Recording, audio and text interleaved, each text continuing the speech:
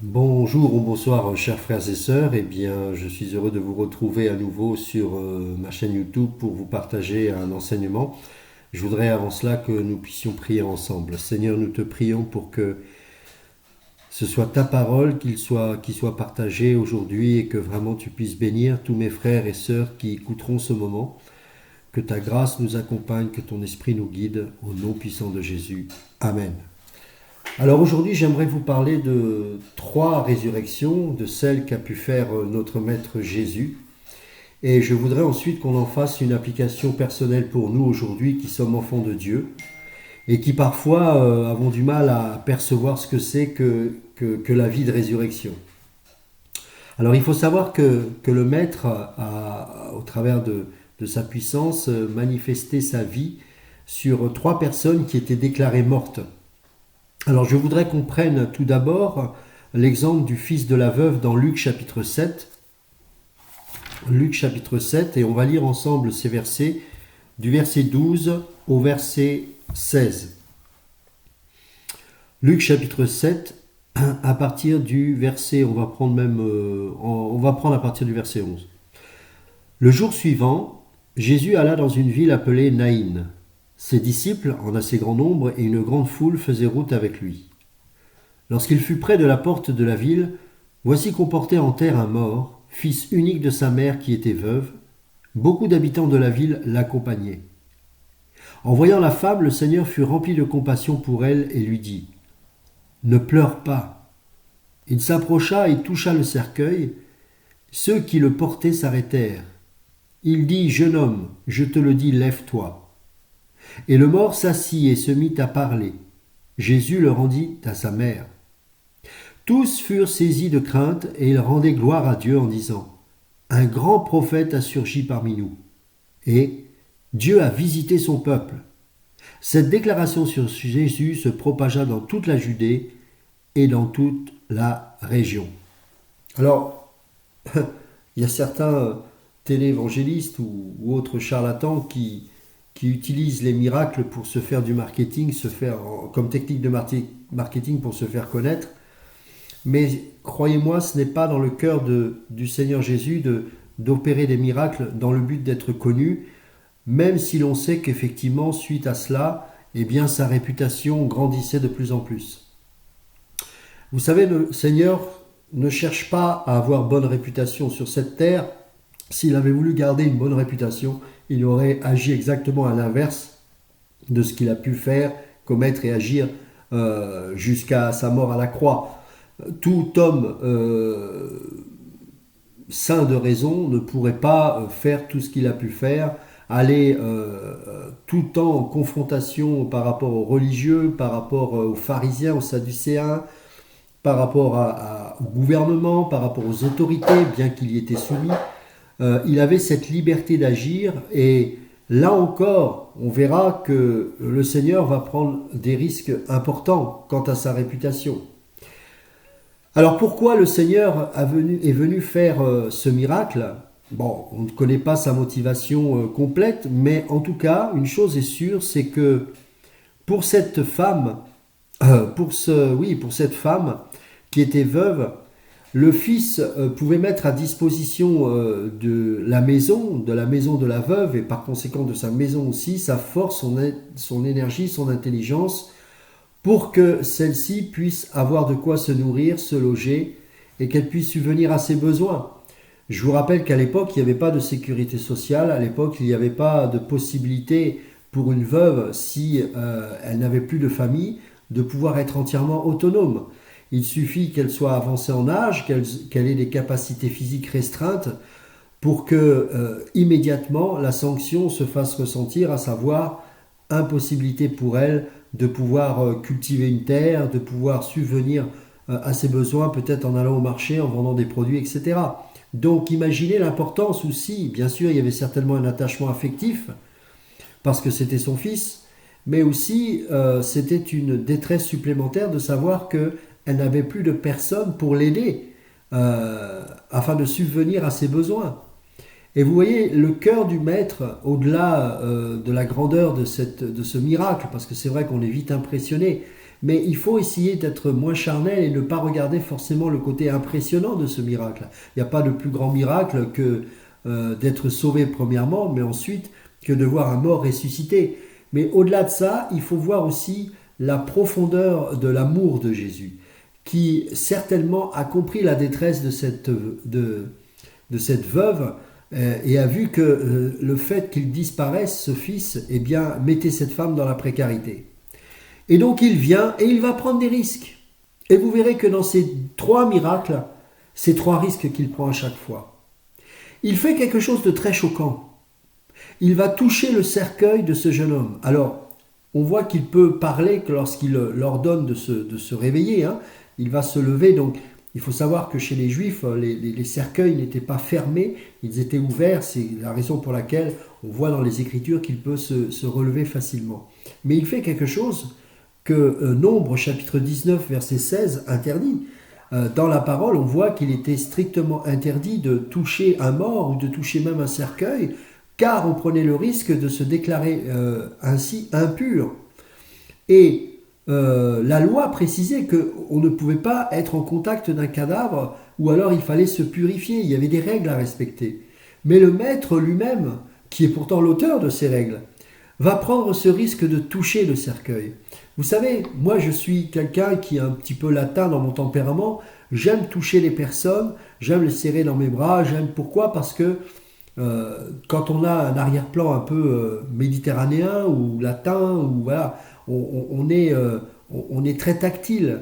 Et je trouve qu'il y a beaucoup de réconfort et de chaleur que l'on peut apporter lorsqu'on serre un frère dans ses bras et qu'on le supporte, qu'on manifeste un soutien. Et vous voyez, je pense que le fait même qu'il ait touché ce cercueil, c'était dans le désir non pas de provoquer seulement, mais c'était un signe d'empathie, d'affection. Et le Seigneur va dépasser tous les codes religieux. Et je crois que l'amour nous fait dépasser tous les codes religieux. Bien sûr, l'amour ne va pas nous pousser à pécher et à enfreindre les règles de Dieu, bien évidemment. Mais là, c'était des règles prescrites pour un temps, et le maître de la loi lui-même était libre de disposer de ces lois comme il le voulait. Pourquoi ? Parce qu'il était à l'origine, et il connaissait quelle était la motivation première de ces lois. Qu'est-ce qui a poussé le Seigneur à établir ces lois ? C'était pour purifier la personne de toute mauvaise maladie, etc. Donc il y avait des règles, et puis aussi pour manifester la grandeur et la sainteté de Dieu. Mais Jésus était saint, la sainteté était en lui, il était Dieu sur cette terre. Et bien qu'il s'était manifesté en tant qu'homme, il n'en reste pas pour autant qu'il reste Dieu. Et en tant que Dieu, il ne pouvait pas être souillé par ces choses-là parce qu'il était pur, véritablement pur. Et il s'approche et touche le cercueil. Et il dit, « Jeune homme, je te le dis, lève-toi. » Quelle autorité ! Et le mort s'assit et se mit à parler. Jésus le rendit à sa mère. Tous furent saisis de crainte. Et il rendait gloire à Dieu en disant, « Un grand prophète a surgi parmi nous. » Et il dit ce peuple aussi, Dieu a visité son peuple. Et c'est alors que cette déclaration sur Jésus se propagea dans toute la Judée, dans toute la région, et certainement sa notoriété augmenta. Mais ce que je voulais qu'on retienne ici à travers ce miracle, c'est pas le miracle en lui-même, c'est d'y voir l'amour. Et à chaque fois, lorsqu'on voit ces 3 miracles de la résurrection, beaucoup de personnes s'attachent sur la résurrection en elle-même parce que c'est vrai que c'est glorieux, c'est puissant. Aucun homme n'a le pouvoir sur la mort.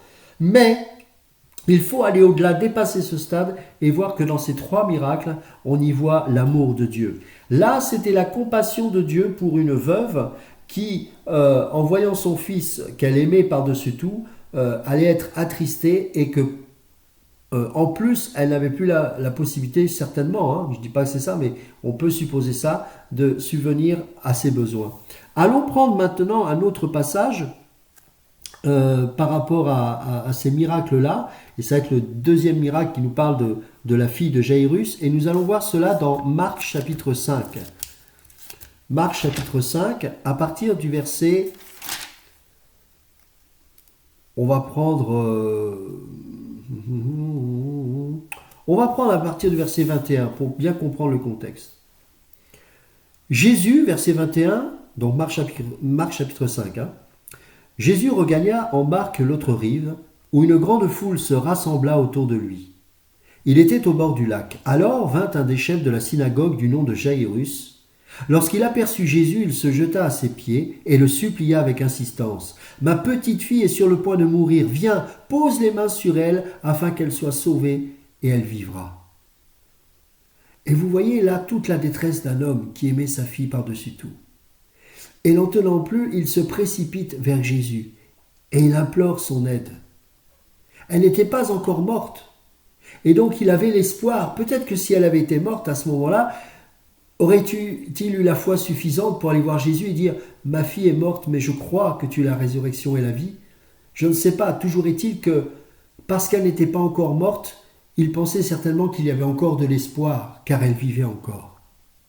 Et Jésus ne se fait pas prier. Pourquoi ? Parce qu'il est encore motivé par l'amour. Il ne pense pas encore à rasseoir sa réputation. Il ne faisait pas les miracles seulement pour prouver qu'il était Dieu. Il ne faisait pas les miracles seulement pour prouver qu'il fallait qu'il manifeste le fait qu'il était bien le Mashiach promis. C'était bien au-delà. Ça, ce sont les gens dénués de cœur et de sensibilité qui restent à cette surface de l'enseignement. Mais lorsqu'on regarde un peu plus loin, on y voit un Dieu plein de compassion, plein d'empathie pour les autres, plein d'amour et plein de miséricorde. C'est pour ça qu'il n'est pas sourd à nos prières lorsque nous nous tournons vers lui et que nous prions pour que le Seigneur nous fasse grâce et nous garde. Non. Mes amis, nous avons un Dieu qui ne se limite pas au miracle, mais qui vient au plus profond de notre détresse pour nous amener la vie. Jésus s'en alla avec lui, verset 24, et une grande foule le suivait et le pressait de tous côtés. Or, il y avait une femme atteinte d'hémorragie depuis 12 ans. Elle avait beaucoup souffert entre les mains de nombreux médecins. Elle avait dépensé tout ce qu'elle possédait, mais cela n'avait servi à rien. Au contraire, son état avait plutôt empiré. Elle entendit parler de Jésus, vint dans la foule par derrière et toucha son vêtement, car elle disait « Même si je ne touche que ses vêtements, je serai guérie. » À l'instant même, son hémorragie s'arrêta et elle sentit dans son corps qu'elle était guérie de son mal. Jésus se rendit aussitôt compte qu'une force était sortie de lui. Il se retourna au milieu de la foule et dit « Qui a touché mes vêtements ?» Ses disciples lui dirent « Tu vois la foule qui te presse et tu dis qui m'a touché ?» Jésus regardait autour de lui pour voir celle qui avait fait cela. La femme, effrayée et tremblante, sachant ce qui lui était arrivé, vint se jeter à ses pieds et lui dit toute la vérité. Pourquoi elle était tremblante ? Parce que elle aussi, elle avait transgressé toutes les lois. Elle était déclarée impure à cause de la perte de sang. Et dans la loi, il était bien précisé que toute femme impure ne pouvait s'approcher de qui que ce soit. Parce qu'elle était impure, elle devait rester à part, seule, isolée. Mais elle a franchi toutes les barrières que les hommes ont pu mettre. Parce qu'elle avait foi en Jésus. Parce qu'elle était dans une telle détresse, depuis tant d'années qu'elle avait cela, qu'elle se disait « je ne vais pas rater le coche ». Et elle a pris ce risque. Mais comme elle connaissait la loi, elle avait peur que le maître le reprenne. Et là encore, la bonté et l'amour de Dieu se manifestent. Alors il lui dit, verset 34, « Ma fille, ta foi t'a sauvée, pars dans la paix et sois guérie de ton mal. » Et alors qu'il était sur le point de reprendre sa route, il parlait encore, verset 34, quand des gens arrivèrent de chez le chef de la synagogue et lui dirent « Ta fille est morte, pourquoi déranger encore le maître ?» Mon Dieu. Pendant ce temps, peut-être que Jaïrus se disait « Mais à cause de la foule qui a retardé la venue de Rabouni, à cause de cette femme qui nous a fait perdre du temps, eh bien, voilà, maintenant le résultat, il est là. Il y a la mort. Ma fille est morte. Je n'ai plus d'espoir. » Mais Jésus va prendre le relais. Jésus va prendre le relais. Dès qu'il entendit cette parole, Jésus dit au chef de la synagogue, « N'aie pas peur, crois seulement. Moi j'aime mon Jésus. » Parce que je me mets à la place de cet homme. Il entend des gens qui viennent dire « Laisse tomber, c'est plus la peine, c'est fini, elle est morte. » Eh bien Jésus va pas tout de suite se précipiter vers sa fille pour faire ce miracle. Il va d'abord rassurer Jairus et le réconforter dans son cœur. Ça, c'est l'amour et la délicatesse de notre Dieu. Parce que dès qu'il a entendu cette parole, qu'il savait qu'elle allait être source de découragement pour Jairus, alors Jésus prend le relais et il dit « N'aie pas peur, crois seulement ». Et il ne laissa personne l'accompagner, sauf Pierre, Jacques et Jean, le frère de Jacques. Maintenant, il fallait être déterminé et pas se laisser décourager par des personnes qui, bien que peut-être bien intentionnées, mais ne prenons pas conscience qu'ils étaient plutôt des sources de découragement. Il fallait être entouré des disciples, de ses proches. Il fallait plus entendre ces voix de découragement. Verset 38, ils arrivèrent à la maison du chef de la synagogue, où Jésus vit du tumulte, des gens qui pleuraient et poussaient des grands cris. Alors, peut-être pour ceux qui connaissent un peu l'Afrique, vous avez un peu les mêmes choses. Il y a des gens qui pleurent comme ça dans les enterrements. Alors, il y a même des gens qui sont payés pour ça, les griottes, etc. Dans d'autres sociétés, on appelle ça des pleureuses. Alors en Occident, on ne connaît pas trop ça. Mais c'était un petit peu ce genre de phénomène qui se produisait. Vous aviez des gens qui étaient là, qui n'étaient pas forcément des gens très proches de la famille, mais qui étaient là pendant quelques jours et qui devaient prier. D'ailleurs, dans la tradition talmudique, chez les rabbins, on pleurait excessivement pendant 3 jours. À partir du 4e jour, on diminuait les pleurs, etc. Voilà, c'est un peu étrange, mais c'est comme ça que ça se passait. Et au verset 39, la parole nous dit, il entra et leur dit, « Pourquoi faites-vous ce tumulte et pourquoi pleurez-vous? L'enfant n'est pas morte, mais elle dort. » Et là encore, des découragements. Ils se moquaient de lui. Alors il les fit tous sortir. Là encore, on les sort les moqueurs. Il y avait ceux qui sont incrédules, maintenant il y a les moqueurs. On les sort également. Sors les incrédules de ta raison. Sors les moqueurs qui sont dans ta raison. Les voix que tu peux entendre, alors que tu sais que Dieu t'a parlé et qu'il y a des découragements qui se mettent dans ton esprit. Chasse-les, évacue-les et imprègne-toi de la parole. La foi vient de ce que l'on entend et ce qu'on entend vient de la parole de Dieu. Pas de ce que l'ennemi peut te laisser suggérer. Ça, ce sont des pensées qui ne font que passer. Laisse-les passer. Enlève tout ce qui t'empêche de grandir dans ta foi, mais crois seulement et tu verras la gloire de Dieu. Pourquoi faites-vous ce tumulte et pourquoi pleurez-vous? L'enfant n'est pas morte, mais elle dort.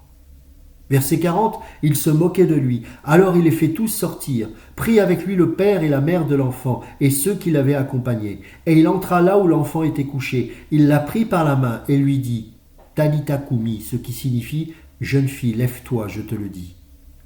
Aussitôt, pas on prie pendant 1 heure et on attend que ça vienne. Non, aussitôt. La jeune fille se leva et se mit à marcher, car elle avait 12 ans. Ils furent aussitôt remplis d'un grand étonnement. Jésus leur adressa de fortes recommandations pour que personne ne le sache et demanda qu'on donne à manger à la jeune fille. Vous voyez jusqu'où va encore l'amour de Dieu. Le Seigneur ne fait pas des miracles pour impressionner les gens. Il ne voulait même pas que ce miracle soit connu. Il leur dit de ne pas répéter ce qu'ils ont vu. Il leur a dit cela à ceux qui étaient témoins de ce miracle. Et la première chose qu'il pense à faire, c'est donner à manger à la jeune fille. Mes amis, moi, ce n'est pas les miracles qui m'impressionnent. C'est que quoi qu'il fasse, Jésus est toujours fidèle dans son amour. Et il est intègre, il est pur, il est vrai. Il va se préoccuper de la détresse de cet homme qui pleure parce que sa fille est malade. Ensuite, il va l'encourager parce qu'il a entendu une parole de découragement. C'est bon, ta fille est morte, c'est plus la peine. Il va dire, n'aie pas peur, et crois seulement. Et puis là, maintenant qu'elle est réveillée, alors qu'il a fait fuir les moqueurs qui n'ont pas assisté au miracle. Vous savez, les moqueurs n'assistent pas au miracle. Les moqueurs sont toujours spectateurs, mais quand la grandeur de Dieu se manifeste, ils ne sont plus là. Parce que seuls les intimes ont droit à l'intimité de l'amour de Dieu pour ses enfants. C'est la raison pour laquelle il y avait le papa, la maman et les proches qui l'ont accompagné. Ceux-là ont pu voir le miracle. Jésus leur adressa de fortes recommandations pour que personne ne le sache. Pas de marketing. Et demanda qu'on donne à manger à la jeune fille. Voilà, jusqu'au bout de son amour. Déterminé, soucieux de l'autre, soucieux du besoin de l'autre, portant le fardeau de l'humanité à la croix. Voilà l'amour de notre roi. Et enfin, le dernier miracle que nous allons lire dans Jean chapitre 11.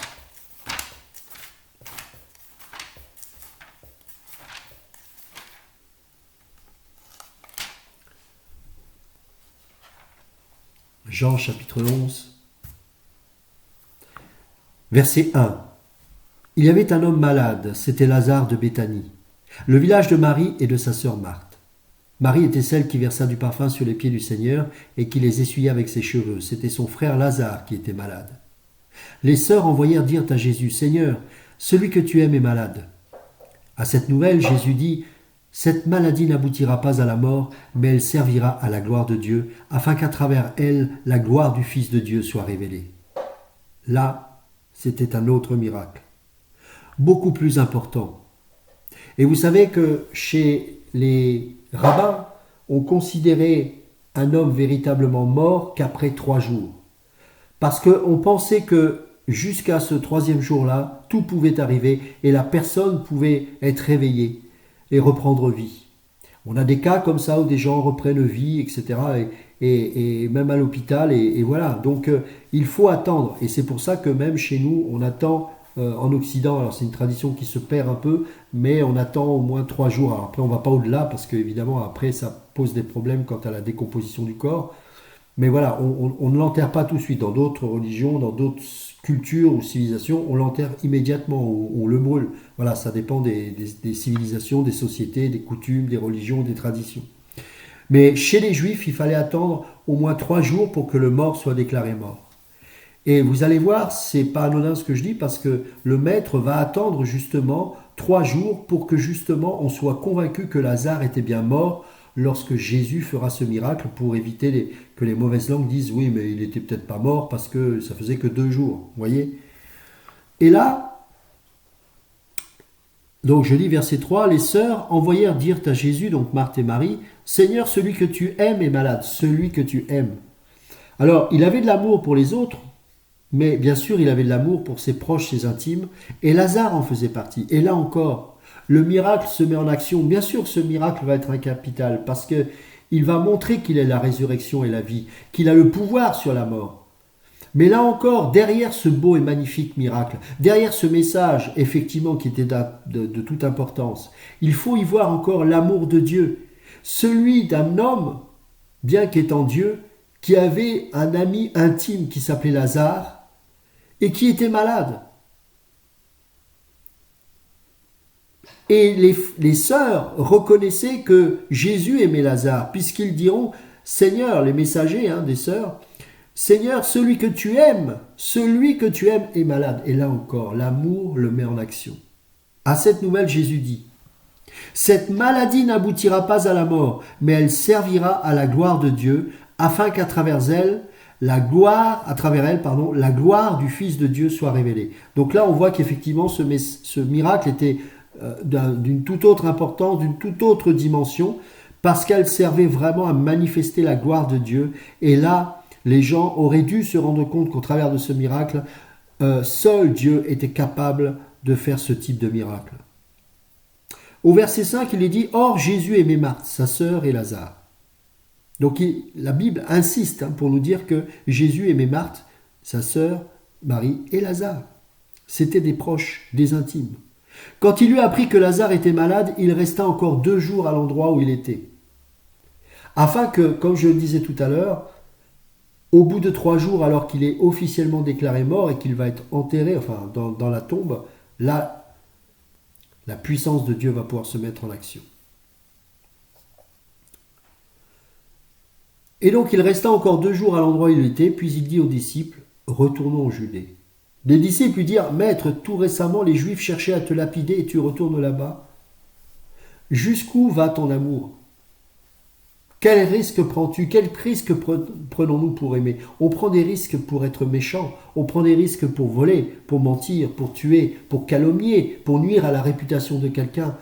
Mais est-ce que nous sommes prêts à braver tous les dangers juste pour aimer? C'est ce que le Seigneur a fait. Bien sûr, il l'a fait pour que ce miracle si particulier lance le message que Jésus n'est pas qu'un homme et qu'il a le pouvoir sur la mort et sur la vie. Mais encore une fois, n'oubliez pas que Lazare était un intime et qu'il aimait, que Jésus aimait Lazare. Et il a attendu effectivement que les 3 jours soient accomplis, mais il est quand même venu et il a bravé tous les dangers. Quand bien même il serait venu 2 jours ou 1 jour avant, il serait quand même venu en Judée, là où il y avait des risques, parce que des Juifs cherchaient à le lapider. Maître, tout récemment les Juifs cherchaient à te lapider, tu retournes là-bas. Jésus répondit, n'y a-t-il pas 12 heures de jour? Si quelqu'un marche pendant le jour, il ne trébuche pas, parce qu'il voit la lumière de ce monde. Mais si quelqu'un marche pendant la nuit, il trébuche, parce que la lumière n'est pas en lui. Après ces paroles, il leur dit, notre ami Lazare s'est endormi, mais je vais aller le réveiller. Ce n'était pas son heure d'être lapidé et tué. Ils agiront la nuit, alors que la Torah et le Talmud interdisaient que l'on fasse des procès la nuit. Ils agiront dans les ténèbres, en secret, mais tant qu'il marchera dans la lumière, il était en train de dire aux disciples, vous n'aurez rien à craindre, parce que tous mes ennemis, tous ces fourbes qui sont là, agissent dans les coulisses. Vous savez, dans ma vie chrétienne, j'ai beaucoup été combattu, et je pense que tous ceux qui aiment le Seigneur et qui servent Dieu sont attaqués, mais je sais que très peu m'affrontent en face, vis-à-vis, déjà pour vérifier sur ce qui est dit de moi, est-ce que c'est vrai ou pas? Non, alors que la Bible dit que la calomnie, c'est quelque chose d'odieux aux yeux de Dieu. Et que dans plein de passages, notamment dans les livres de Proverbes, il est dit que si on entend un rapport, on doit le vérifier. Matthieu 18 précise, et le maître dira, que si on reprend quelqu'un, on doit le prendre seul à seul, puis ensuite avec une autre personne. Et on doit vérifier si les informations sont vraies ou pas.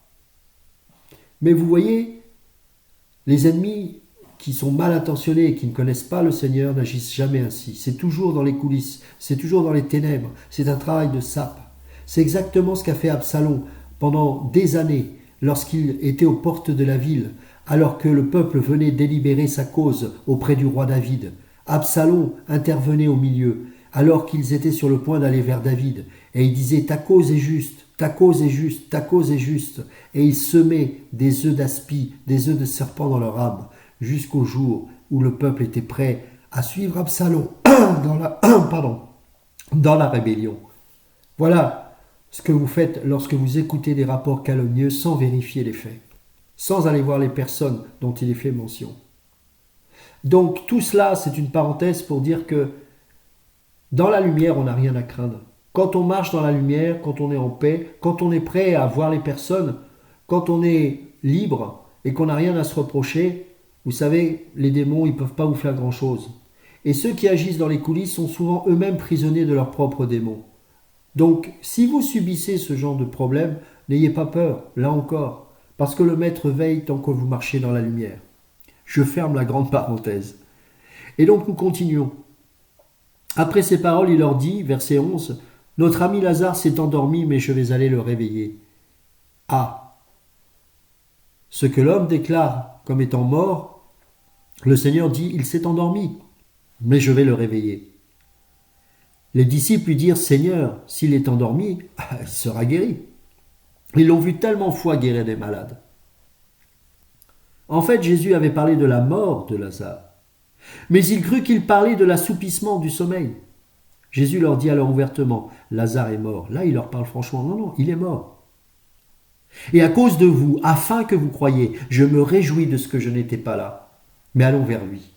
Vous imaginez ça? Il se réjouit de cela. Pourquoi? Parce qu'il savait que le miracle allait désormais s'accomplir. Verset 16, là-dessus, Thomas, appelé Didyme, dit aux autres disciples, allons-y nous aussi afin de mourir avec lui. Alors lui, il n'avait rien compris. Il savait que d'aller en Judée, c'était chaud. Et donc il dit, puisqu'il y va là-bas pour mourir, on y va également, mourrons avec lui. Mais c'était pas du tout ça dont il était question, bien évidemment. Il était question de la résurrection de Lazare. Et il voulait préparer ses disciples à vivre ce miracle et à le voir de leurs propres yeux. Verset 17, à son arrivée, Jésus trouva que Lazare était depuis 4 jours déjà dans le tombeau. 4 jours. Béthanie était près de Jérusalem, à moins de 3 kilomètres, et beaucoup de Juifs étaient venus chez Marthe et Marie pour les consoler de la mort de leur frère. Il y avait du monde. Et c'était quelqu'un apparemment de respecté, de renommé. Il y avait du monde, il y avait des Juifs, il y avait une foule. Lorsque Marthe apprit que Jésus arrivait, elle alla à sa rencontre, tandis que Marie restait assise à la maison. On a l'impression que c'est comme si elle était restée assise lorsque elle était auprès du maître, lorsqu'il était chez elle, et qu'il enseignait la parole, alors que Marthe reprochait à Marie de ne pas s'activer aux tâches ménagères. Et c'est comme si elle continuait de rester être assise. Alors évidemment, c'est pas ça, mais ça me fait sourire parce que je me dis, mais c'est comme si elle était encore dans la présence du maître, bien qu'il ne soit plus là. Et Marthe, bien que toujours active, parce qu'elle aimait aussi le Seigneur, elle, parce qu'elle était dans l'action, décida de bouger, d'agir. Et elle s'est précipitée. On voit là 2 différentes natures, mais ce sont 2 personnes qui aiment Dieu, bien évidemment. Lorsque Marthe apprit que Jésus arrivait, elle alla à son rencontre, tandis que Marie restait assise à la maison. Verset 21, Marthe dit à Jésus, « Seigneur, si tu avais été ici, mon frère ne serait pas mort. Cependant, même maintenant, je sais que tout ce que tu demanderas à Dieu, Dieu te l'accordera. » Waouh! Jésus lui dit, des paroles courtes, hein. Quand vous regardez tous ces 3 miracles-là, Jésus parle très très peu, des phrases très courtes, mais qui ont pour but de réveiller, de susciter la foi dans le cœur des personnes et de consoler les cœurs brisés. Ton frère ressuscitera. Ton frère ressuscitera. Je ne sais pas si dans l'esprit, alors que vous écoutez ou vous regardez cette vidéo aujourd'hui ou dans les jours à venir ou peut-être dans les années à venir, peut-être que ce passage, ton frère ressuscitera, fait résonance dans votre cœur. On ne sait pas ce que le Seigneur peut faire au travers d'une bouche pour consoler les cœurs. Mais lorsque le Maître parle, ça amène l'espérance, ça amène la vie, ça suscite la foi, ça amène l'espoir. Ça n'amène jamais la condamnation. Paul dira, il n'y a plus aucune condamnation pour ceux qui sont en Jésus-Christ. Si tu es au plus profond dans la boue la plus profonde, lève les yeux vers le Seigneur. Prends la main qu'il te saisit. Sors de cette boue. Tu ressusciteras. Tu sortiras. Et tu ne retourneras plus dans ton vomi. Ton frère ressuscitera. Je sais, lui répondit Marthe, qu'il ressuscitera lors de la résurrection le dernier jour. Jésus lui dit, c'est moi qui suis la résurrection et la vie. C'est pas un prophète qui peut dire ça. Jean le Baptiste, Élie, Élisée, qui ont expérimenté des miracles allant même jusqu'à la résurrection aussi des morts, ne pouvaient pas avoir l'outrecuidance de parler ainsi. Seul le Maître pouvait dire, c'est moi qui suis la résurrection et la vie. Ton frère ressuscitera, ta vie ressuscitera. Parce que Jésus est la résurrection et la vie, il est Dieu. Celui qui croit en moi vivra, même s'il meurt. Et toute personne qui vit et croit en moi ne mourra jamais. Tu ne mourras jamais parce que tu as mis ton espérance au Seigneur. Crois-tu cela? Elle lui dit, oui, Seigneur.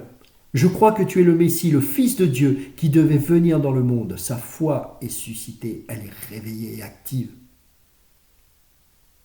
Et dans cet environnement extraordinaire de foi, au verset 28, il est écrit, après avoir dit cela, elle alla appeler secrètement sa sœur Marie en lui disant, le Maître est ici et te demande. À ces mots, Marie se leva sans attendre et alla vers lui. Oh, comme elles aimaient le Seigneur.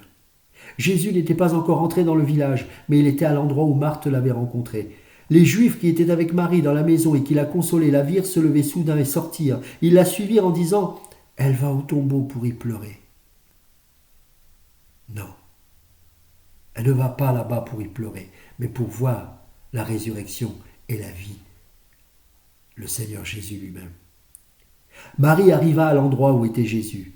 Quand elle le vit, elle tomba à ses pieds et lui dit « Seigneur, Si tu avais été ici, mon frère ne serait pas mort. Et regardez encore la compassion et l'amour de Dieu. En la voyant pleurer, elle et les Juifs venus avec elle, Jésus fut profondément indigné et bouleversé.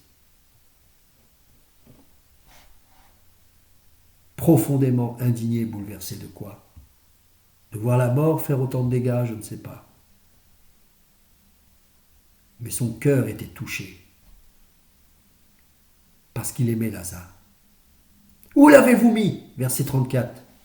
Seigneur, lui répondit-on, viens et tu verras. Combien de fois j'ai dû prier dans ma vie.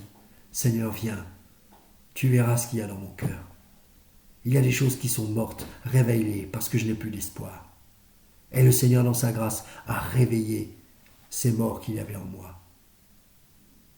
Mais il faut le laisser venir. Viens, Seigneur, et vois. Fais le constat. Ce n'est pas très glorieux ce qu'il y a dans ma vie. Enlève ce qu'il y a enlevé. Tue ce qui a besoin d'être tué dans ma vie et réveille ce qui a besoin d'être réveillé à nouveau. Peut-être que certains ont touché à ta foi. Ça a affecté ta foi. Tu ne pries plus, peut-être que tu ne vas plus dans une assemblée, tu es complètement cassé. Tu te dis, mais qui croire? Quelle doctrine croire? Dis au Seigneur, viens et vois. J'ai plus d'espoir, mais je sais juste une chose. Tu es la résurrection et la vie. Toi seul as la capacité de ressusciter à nouveau ce qui est mort en moi. Et au verset 35, il est dit que Jésus pleura. Il n'y a pas quelque chose qui vous choque là-dedans? Beaucoup de gens disent que, et à juste titre, c'est le verset le plus court de la Bible. Mais enfin, c'est quand même malheureux de résumer ce verset à cela. Jésus pleura. Il dit qu'il est la résurrection et la vie. Il dit qu'il a, ou en tout cas il laisse sous-entendre qu'il a attendu 3 jours pour que, à partir du jour de l'information qu'il a reçue comme quoi Lazare était mort et les 3 jours qui suivirent, Lazare était mort donc depuis 4 jours et donc il a attendu exprès pour que tout le monde soit certain qu'il soit mort, mais il était convaincu dans son cœur que Dieu, le Père, allait le ressusciter au travers de sa prière. Et il dira à ses disciples, non, il est bien mort, mais il va ressusciter. Alors pourquoi pleure-t-il? Pourquoi pleure-t-il? Les Juifs ont une interprétation des pleurs de Jésus et ils vont dire au verset 36, « Voyez comme il l'aimait ».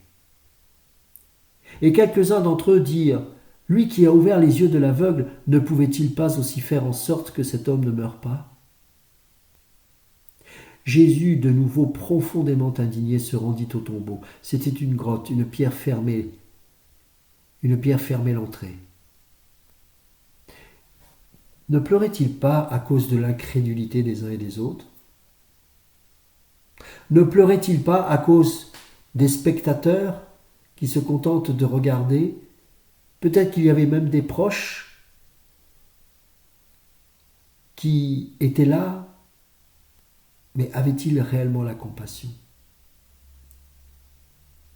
Jésus pleure devant la méchanceté des hommes, mais il pleure aussi devant la méchanceté des chrétiens, qui se réjouissent de voir des personnes brisées, cassées, qui se réjouissent de voir des ministères peut-être que l'on condamne, à juste titre peut-être, mais ne devrions-nous pas prier pour eux? Ne devrions-nous pas prier, pleurer pour eux? Pleurer quant à leurs péchés, leur fanfaronnade, mais pleurer aussi pour ceux qui les maudissent aussi. Jésus pleura certainement parce qu'il était triste de voir autant d'incrédulité, de voir aussi la mort dominer si souvent les êtres. Et là, je ne parle pas de la mort physique, je parle de la mort qu'il y a en nous et que nous communiquons malheureusement trop facilement, parce que notre bouche et notre cœur n'est pas sanctifié. Nous sommes des porteurs de vie, mes amis. La résurrection n'est pas seulement le fait de voir un mort ressusciter. Tu peux réveiller la foi de ton frère ou de ta sœur par une parole d'encouragement. Tu peux réveiller l'espérance de ton ami juste par un sourire, ou par une prière, ou par un verset. Nous sommes des porteurs de vie, pas de mort. Cette langue-là, Jacques dira qu'elle a le pouvoir de tuer, de bénir. Le même membre est capable de maudire, mais aussi de bénir. Mais peut-il sortir deux types de sources de notre bouche, une source amère et une source fraîche et bénissante? Non. Il doit sortir de ta bouche et de ma bouche que de choses bonnes. Ce n'est pas toujours facile, nous n'y parvenons pas toujours, mais faisons attention à ne pas atteindre les autres par cet esprit de mort, car nous sommes des porteurs de vie. Et je crois que Jésus pleure encore de voir des chrétiens s'entre-déchirer. Vous savez, hormis la saine doctrine, il y a plein de choses dont nous ne sommes pas certains. Et donc, les gens qui sont sûrs de tout, ce sont des sectes, des sectaires, et ce sont des gens, vous remarquerez, qui sont animés d'animosité, de violence extrême. Ce n'est pas l'évangile. Nous devons accepter que nous n'avons pas tout compris, que nous restons des hommes. Et plutôt que de s'entre-déchirer sur savoir qui a raison, qui a tort sur telle ou telle chose, nous devrions pleurer d'avoir si souvent porté des paroles de mort et de jugement sur notre prochain. Ainsi, le Seigneur ne pleurait pas parce que Jésus était mort. Je ne le crois pas. Il l'aimait. Mais il pleurait de voir les dégâts que provoquait la mort. Et moi, personnellement, je pleure de voir la mort faire autant de dégâts parmi mes frères et mes sœurs. Mais laissez-moi vous dire une chose. Verset 39, il est dit que Jésus dit « Enlevez la pierre ». Enlevons la dureté de notre cœur, enlevons cette pierre et laissons Jésus crier « Lazare, sors ».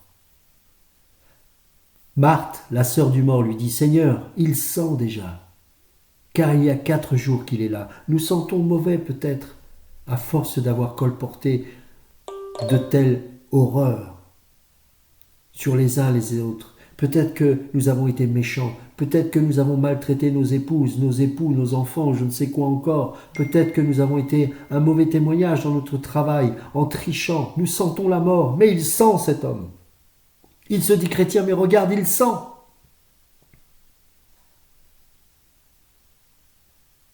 Jésus lui dit, verset 40, « Ne t'ai-je pas dit que si tu crois, tu verras la gloire de Dieu ?» La gloire de Dieu, c'est de voir que cette pierre peut être enlevée et que le Seigneur peut ramener la vie. Verset 41, ils enlevèrent donc la pierre de l'endroit où la mort avait été déposée. Jésus leva alors les yeux et dit, « Père, je te remercie de ce que tu m'as écouté. Pour ma part, je savais que tu m'écoutes toujours, mais j'ai parlé à cause de la foule qui m'entoure, vous voyez, afin qu'ils croient que c'est toi qui m'as envoyé. » Il pleurait parce qu'il ne croyait pas qu'il était la résurrection et la vie. Il pleurait parce que nous refusons d'être des porteurs de vie. Il pleure encore aujourd'hui parce que les chrétiens aiment faire du mal aux frères et sœurs, aux prochains, aux enfants même de Dieu. Ceux qui sont scellés de l'Esprit Saint. Comment Jésus ne pleurerait-il pas lorsqu'il voit l'état de son Église? Nous avons des avis sur tout. Nous dénonçons tout ce qui bouge au lieu de nous aimer. Et le diable rit parce qu'il dit, voilà, j'ai réussi, j'ai amené la division.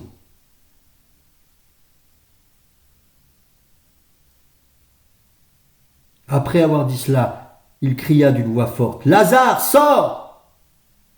Et le mort sortit, les pieds et les mains attachés par des bandelettes et le visage enveloppé d'un linge. Jésus leur dit, « Détachez-le et laissez-le s'en aller. » Oh, tu vas revenir à la vie, ça va être compliqué.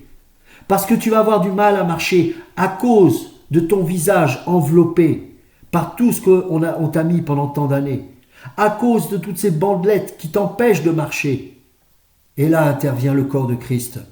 Le Seigneur ne va pas tout faire, il a fait le principal, il t'a rendu à la vie. Maintenant, dans le corps de Christ, dans l'assemblée des saints, dans l'Église, des frères et des sœurs vont t'encourager, vont te porter, vont enlever ces bandelettes. Toutes ces choses que tu as accumulées, toutes ces paroles de condamnation, toutes ces paroles de culpabilité, tous ces péchés dont tu avais du mal à te débarrasser, tu vas te sanctifier, mais tu ne vas pas être seul dans cette marche avec Dieu. Tu ne vas pas être seul dans ce combat. Des frères et des sœurs vont venir. Tu vas accepter le jeu de la transparence, de la redevabilité. Tu vas accepter que des frères et sœurs, dans le cadre du corps de Christ, t'encouragent pour que tu sois encore plus saint. Et petit à petit, ces bandelettes vont partir. Toutes les paroles d'accusation, toutes les choses qui t'ont dit, ça y est, tu es maudit, tu n'y arriveras pas, tu n'es pas un enfant de Dieu, tu n'es pas ceci, regarde, tu viens de te convertir, mais regarde d'où tu viens, etc., etc. Toutes ces choses, le Seigneur, bien qu'il l'ait déjà fait au ciel, tu vas expérimenter la purification de tes péchés dans ton quotidien. Tu vas écouter la parole, tu vas accepter l'enseignement des anciens, des pasteurs. Et dans le cadre du corps de Christ, même quand tu seras dans les difficultés, tu pourras compter sur eux et ils viendront t'aider. Lazare, sors.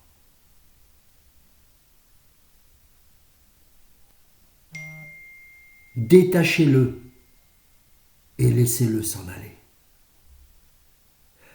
Le but, ce n'est pas de le retenir, c'est qu'il avance avec le Seigneur.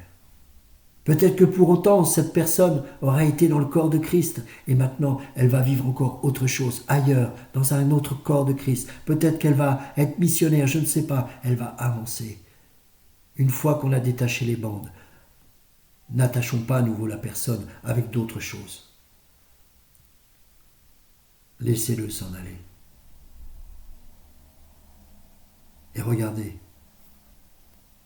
beaucoup de Juifs qui étaient venus auprès de Marie et qui virent ce que Jésus avait fait, crurent en lui.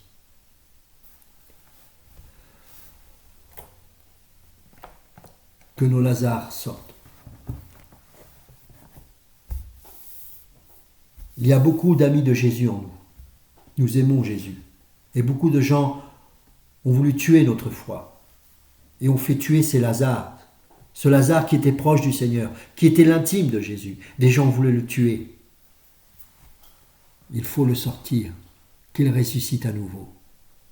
Que ton amitié pour le Seigneur, que ton amour pour le Seigneur, que tu expérimentais de manière vivante et fraîche, puisse à nouveau ressurgir de ta vie.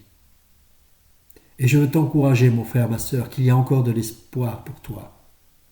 Où que tu sois, qui que tu sois, laisse-moi te dire une chose. Laisse le Seigneur te parler. Laisse-lui te dire, Lazare, sors. Laisse-lui faire le plus beau des miracles dans ta vie. Qu'il ressuscite ta foi. Que Dieu te bénisse.